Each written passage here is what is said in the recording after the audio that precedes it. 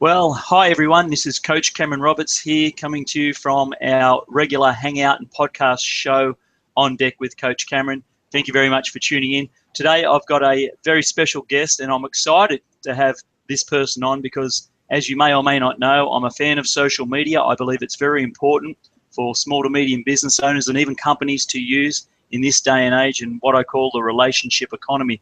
Now, this man, his name is John Sparks. He's the CEO of Online ImageWorks. And in fact, in 2009, he went from 800 Twitter followers to 20,000 Twitter followers in just 2 years. And he's also the author of an exciting new book called 365 Ideas to Go from Good to Great on Twitter. And he's known as the go-to man for Twitter. So, Mr. John Sparks, thank you for coming on the show today.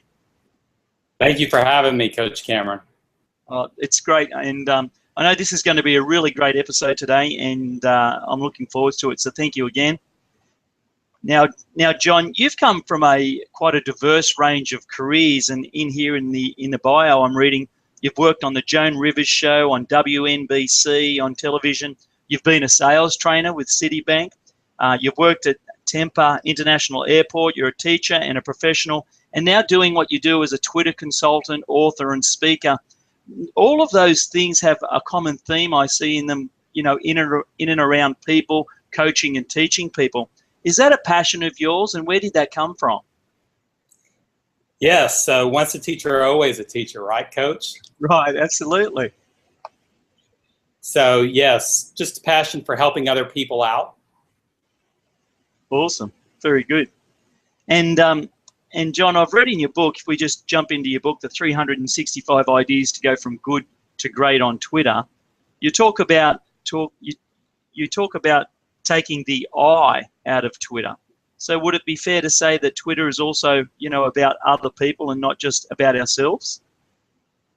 Absolutely, absolutely. So if you look at Twitter or social media as a whole from a flip perspective, meaning that it's not about us, but it's about other people, then we start to add value to other people's lives. And that's when we grow our following and increase our visibility.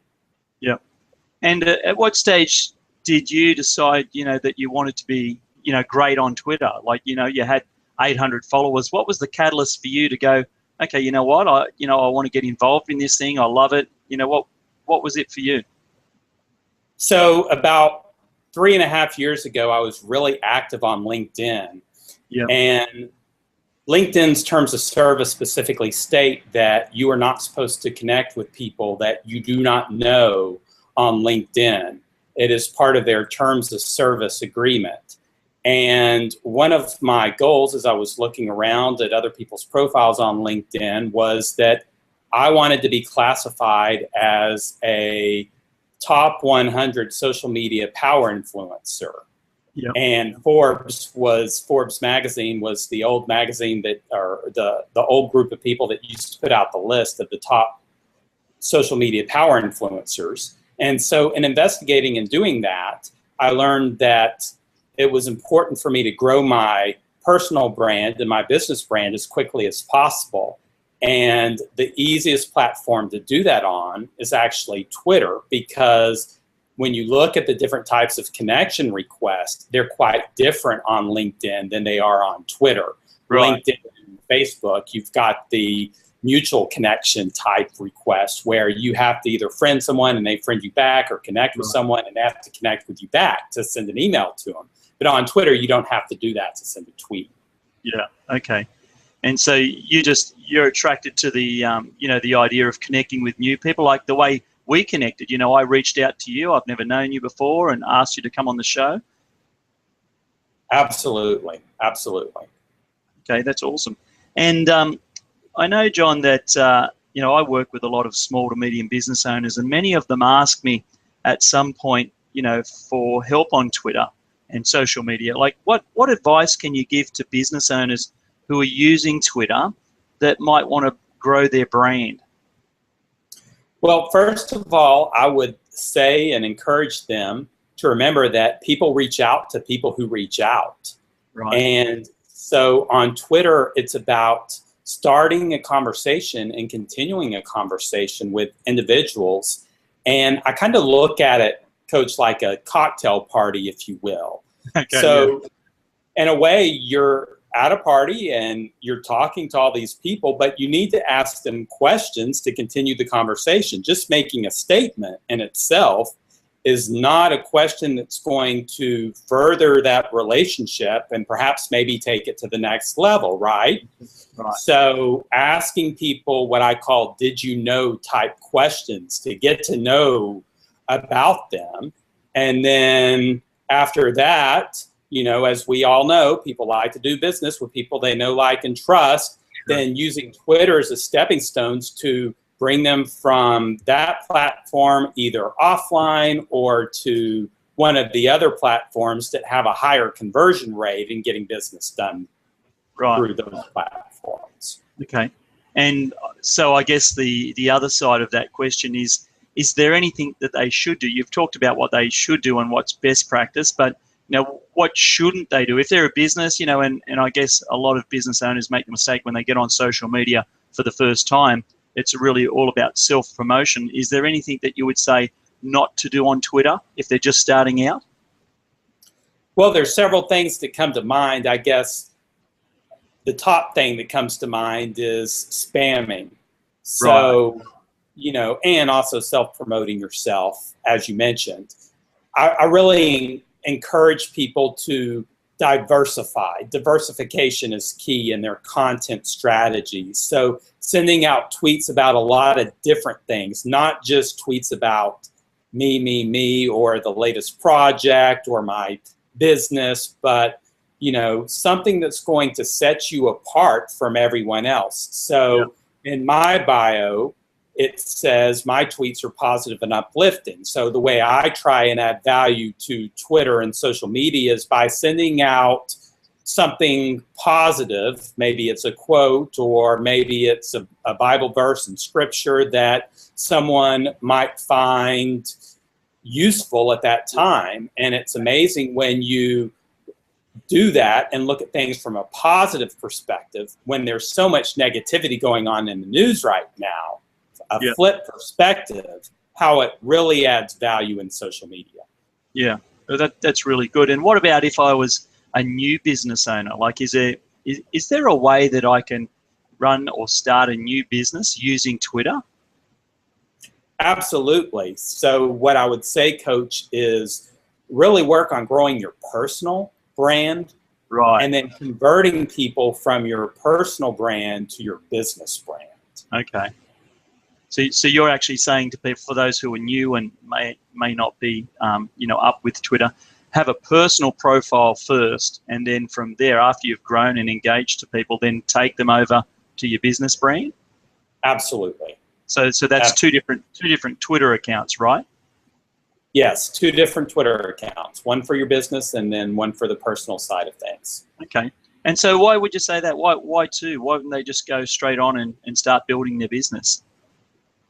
Well, because again, we do business with people we know, and a lot of business brands on their profile, it's typical for the business owner to have a logo of their company or their business brand, which is all fine and good. But as we know, when businesses are following us, what do they want to do? They want to sell to us, and as customers, do we really want to be sold to?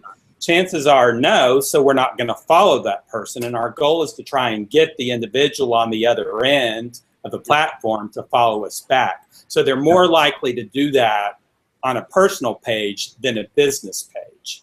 Cool. And then once we get to know them as individuals, as people, then convert them from there. Right. And I guess too, like what you've already said, that's really, you know, a relational ship way of selling, isn't it, on Twitter? You know, develop relationships with people first, get to know them, build trust with them before you try and, you know, share your product or your services with them. Right. Yeah. I mean, it's the same thing when we go out in public, you know, and we're at a cocktail party. I mean, you know, I talk to job seekers all the time that are looking for new opportunities. And I say, you know, hey, when you're out at a cocktail party, you don't go up to someone and say, I need a job. Can you help me? Can you employ me? No, you ask them what the weather is, and you ask them about themselves and how their Monday or Tuesday was first to get the conversation starters, ice-breaking questions. Yeah. And then once we get to know the individuals on a more deeper level, then we can convert them over to our business page from there, Coach. Okay, great. I see. So what are some good icebreaker questions? What would someone, you know, start off with Twitter? They've never used Twitter before. This is new to them. They've probably only got, you know, 100 people following them. How do they ask icebreaker questions on Twitter? Anything you think of could be a great icebreaker question. Right. You would be surprised. So yes, from what the weather is, I have a nightly tweet chat. A lot of people are familiar that follow me on Twitter, where I just send a tweet out that says, tweet me. Do you prefer mint chocolate chip ice cream or chocolate chip ice cream? Which one? And just get tons of people to respond and retweet them. And that makes everyone feel welcome, special, and appreciated. And I respond back to whoever I can respond back to in an effort to try and get to know them as individuals and people. And then from there, after that, you know, business comes later on down the road after you've known them and you've built trust with them. Yeah, that's really good. Thanks for that, John. Now, can I just go into something else? Twitter in the last 6 months has introduced advertising and paying for tweets to increase their reach. How effective is this at the moment, and why would someone consider advertising on Twitter from your experience? That's a great question. So really, Coach, what I did in growing my following and going from less than 800 followers to almost 200,000 followers in 2 years is I didn't use any advertising. In fact, I did it on a shoestring budget. I really don't believe that you have to pay to play. Right. I'm one of those people that believe in doing it organically and with not very much money. So that's how I try to coach people is you don't really necessarily have to spend the money at advertising. Yes, it's a wonderful tool that's out there that Twitter offers, but how can you do it without paying to play? Yeah, okay, cool. Now, I noticed you joined in 2009, and in 6 years you've tweeted a massive 79,000 tweets, which I just find astonishing. Now, in my calculations, if I'm right, that's an average of 1,000 tweets per month. Now, the most obvious question is, how do you find time to do 1,000 tweets a month? Scheduling. Right. Prioritizing. Yep. So I use great scheduling tools. My favorite scheduling tool is clout.com that I use to schedule my tweets to go out. So I do a lot of that.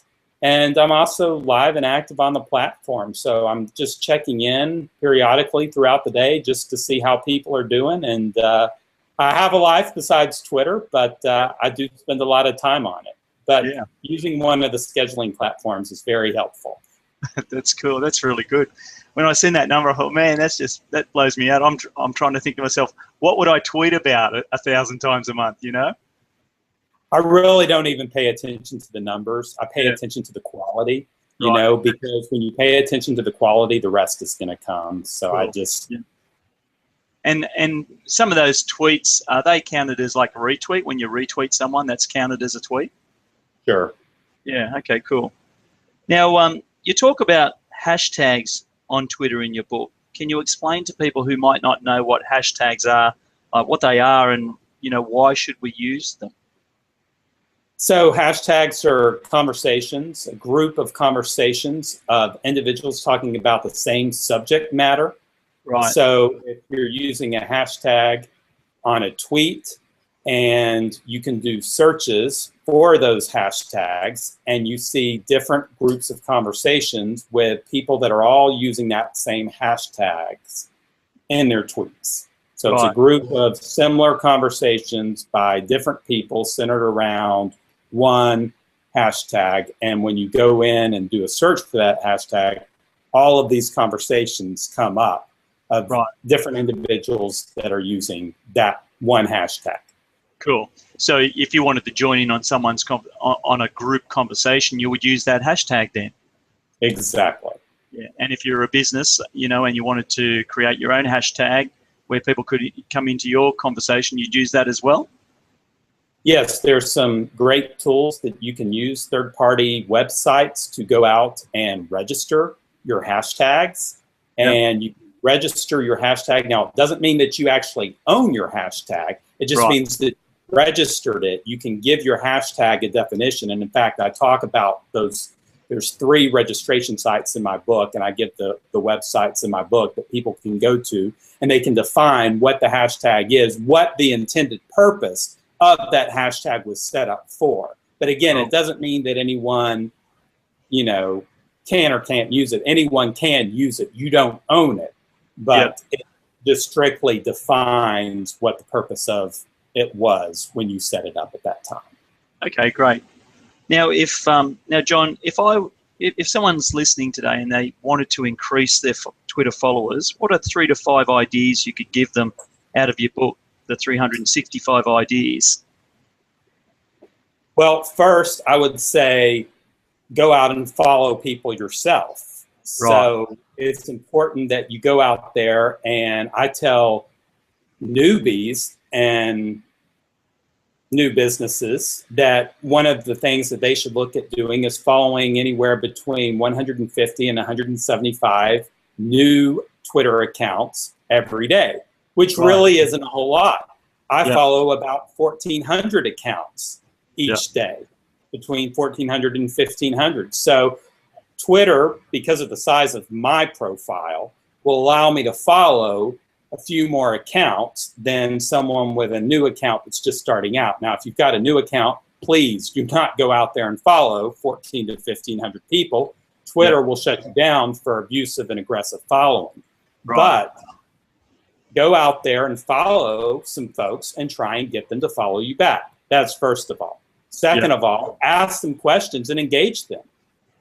People want to be spoken to. Start the conversation. When you notice people are following you, thank them for following you, first of all, okay?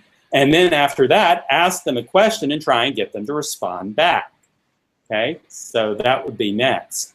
And just trying to get to know the individual for who they are and what they're about. Look at their bios. So I would encourage anyone that is starting out to make sure that they've got a picture of themselves on their profile that accurately represents them or their business, and then using the Twitter profile, the bio, the Twitter bio, and filling out that bio completely, using as many characters as possible in that bio to explain who you are, so that when people see your account, they know what you are or who you are, what you're going to tweet out about, and what they can expect when they follow you.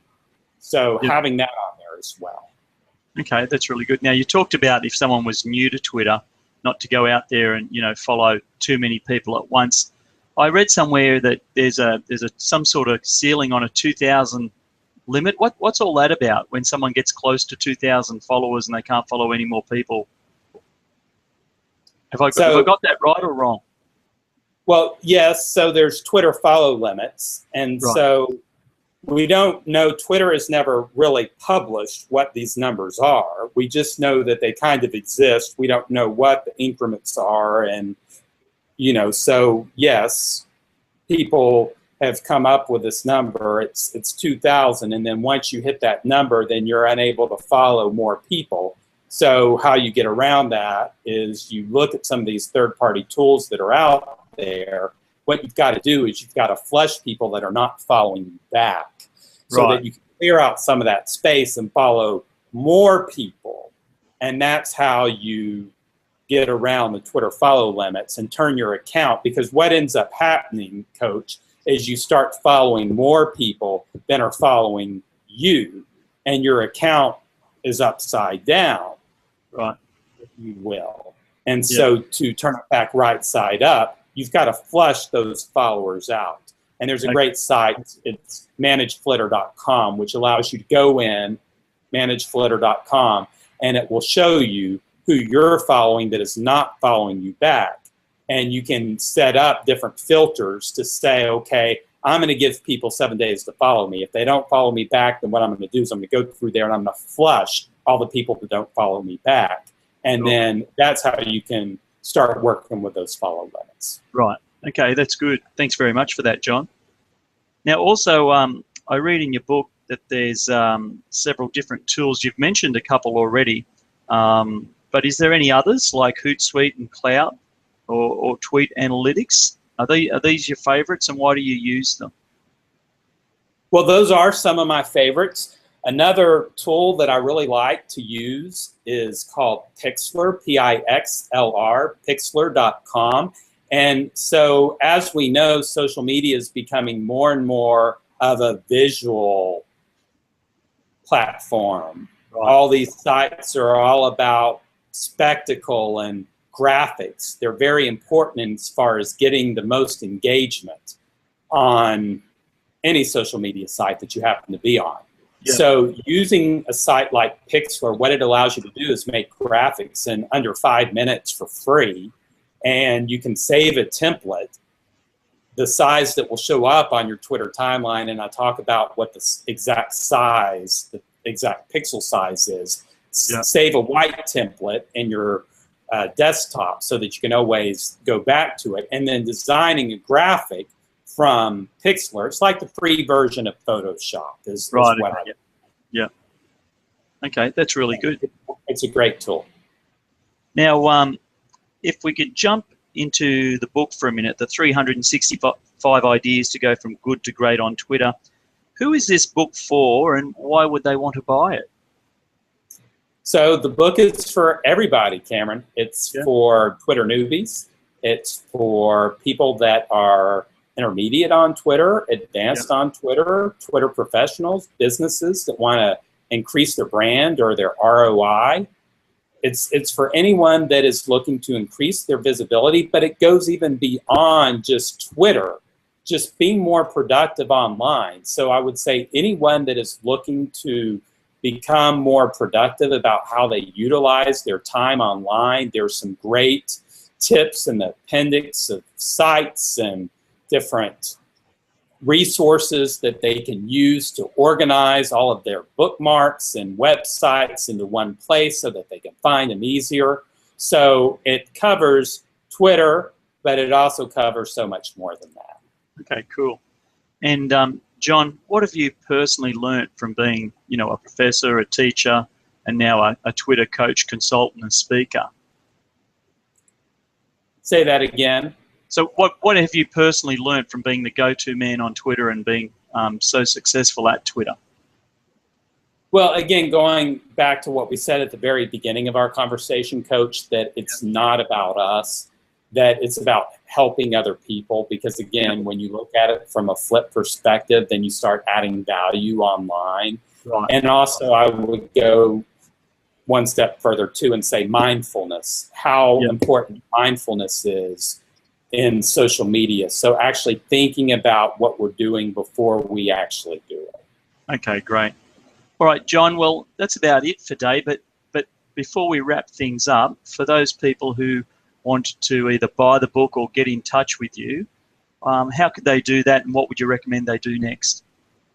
Okay, well, if they're interested in a personalized signed copy of the book, they can send me a tweet at I am John Sparks, I am John Sparks on Twitter. They can also send me a very quick email at john@onlineimageworks.com, and all they need to say is, I want the book, in the email, and I'll know what they want. I will send them a form to pay, and once they pay, I will ship out the book. They can also go to my website and keep up with all my tour dates.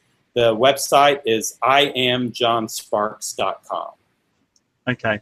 Well, thank you very much, John. I really appreciate your insights on Twitter and sharing your knowledge with us today. That's been very valuable for all of our listeners, I know. So a big thank you from Down Under. Thanks, John. Thank you for having me today, Coach Cameron. It's been a pleasure. Thank you again. Okay, everyone, I'll talk to you really soon. This is Coach Cameron signing out.